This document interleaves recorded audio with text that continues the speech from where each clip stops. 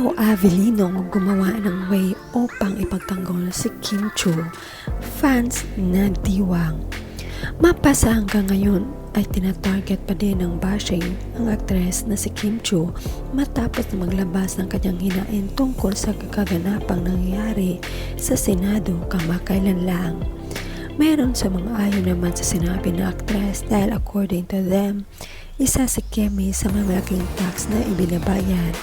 Subalit hindi ito obra sa mga trolls. Gayunpaman ay masaya ang solid fans ng Kim Pao dahil sa ginawa ng rumored boyfriend ni Kim na si Paulo Avellino.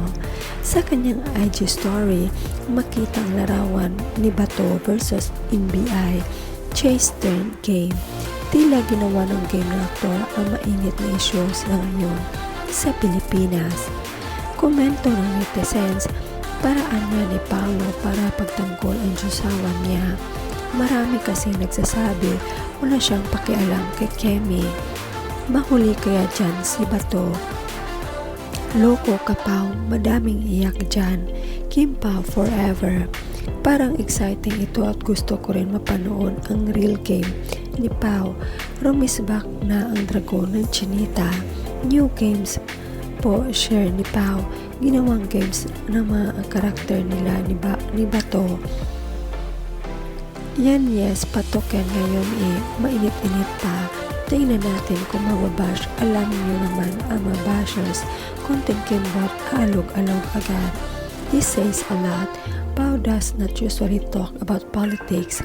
New games po kasi yan, kaya share ni Pao mga new characters sa computer games. Support niya kay Kim yan. Pao does not care about the bashers.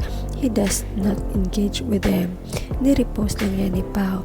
Pwede naman niyang hindi i-repost. Super Bato replace Super Mario. So sweet Pao. Todo support talaga si Pao kay Kim. Love this. Ang bihira si Pao mag-react sa social media.